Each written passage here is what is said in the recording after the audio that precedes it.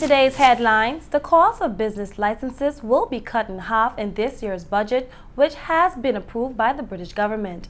Lime is looking to provide television services. I'm Tadleen Daffernan, and thanks for watching this edition of Sun TV News. When the TCI's budget is debated in the House of Assembly later this month, a number of tax cuts will be announced. A government press release stated that the TCIG and the UK government have agreed to a 50% reduction in the cost of business licenses, the removal of the 7.5 freight insurance tax, and additional $1 million for scholarship, and 4 additional staff to speed up the processing of the work permits. The top 10 areas of spending in the budget are $60 million for the Ministry of Health, Agriculture, and Human Services, $32 million for the Ministry of Education, Youth, and Library Services, $21 million for the Ministry of Housing and Planning, $20.9 million for the Royal Turks and Caicos Islands Police Force, $17.3 million for the Ministry of Finance, Trade, and Investment, and $9.6 million for the Ministry of Home Affairs, Transportation, and Communications. In addition, the Attorney General's chambers will get $9 million, which is an increase of 18%, while the Ministry of Border Control will get $7.8 million, which is a 15% increase, and the Ministry of Tourism, Environment, and Culture will get $7 million, which is an increase of 28%. The court system will get $6.9 million, which is a decrease of 19%. Minister of Finance Honorable Washington Misick said this year's budget has been designed to support further growth in the TCI. The budget will also include $4 million for a governor's office, $2.8 million for the House of Assembly, $2.3 million for the Premier's office, $2.3 million for the Director of Public Prosecutions, and $2.2 million for the Deputy Governor's Office. Although these figures and the budget have been approved in principle by UK ministers, it will still be examined by the House of Assembly's Appropriation Committee in the next few weeks before being fully debated by elected representatives before the end of March 2015. After indicating its intention to purchase the assets of Islandcom TCI, telecommunications giant Lime said it also plans to be offering television services to the Turks and Caicos Islands. It is also part of an overall strategy for Lime to be the #1 telecommunications provider in the country.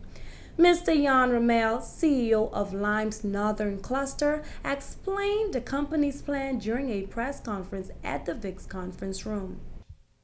I'm sure you are also aware of the proposed acquisition by our parent company, Cable & Wireless, that is acquiring Columbus International. The reason why I mention this is another important element to provide a fully convergent offering. And what I mean by that is fixed, mobile, broadband, and TV. Columbus International operates under the brand name of Flow in a number of countries in the Caribbean, and they do two things. They provide a best-in-class TV service. They are providing broadband services as well. So with the proposed merger, you see that Lime is now also getting a best-in-class TV service. So now we are very soon be able to provide the full suite of services to our customers. Because this will cement our position as the #1 telecom provider in Turks and Caicos. One thing that is of a critical importance to us is when we have approval of the acquisition to in a smooth way migrate the current customers of Islandcom into the Lime networks.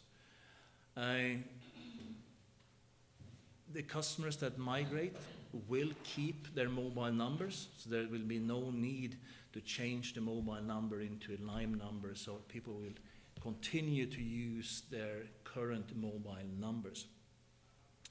So it's very important for us to kind of have this migration as smooth as possible, and to as quickly as possible be able to provide that additional value that we can provide to those customers.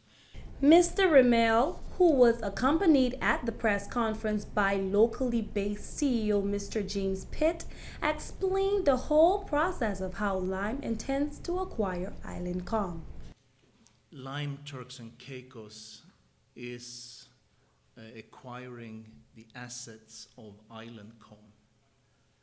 When I talk about assets, it's the networks, the licenses, the spectrum, and the subscribers.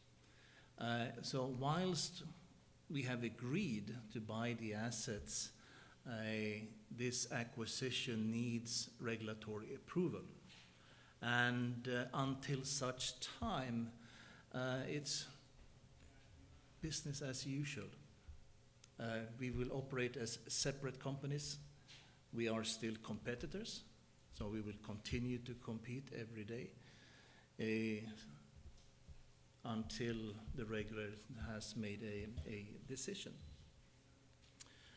So, as you know, Lime is focused on providing best-in-class mobile services and broadband services. And with the very recent launch last week of our superfast broadband, I think we clearly demonstrate that we are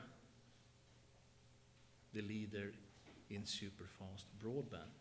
So it's not only the networks, but the mobile and the broadband networks is important to us because it's one element to be able to better serve our customers and give a superior customer experience.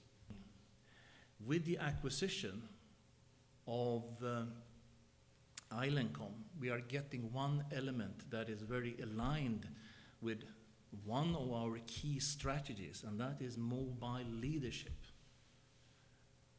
Because with the acquisition, we are getting mobile LTE spectrum and license, which Islandcom have today. They haven't launched it yet, but they do have that as an asset. So by adding mobile LTE with superfast mobile to our already superfast broadband, it gives us a very strong convergent offering that we are able to provide to our customers. I'm Tadleen Dafferlin, and thanks for watching this edition of Sun TV News.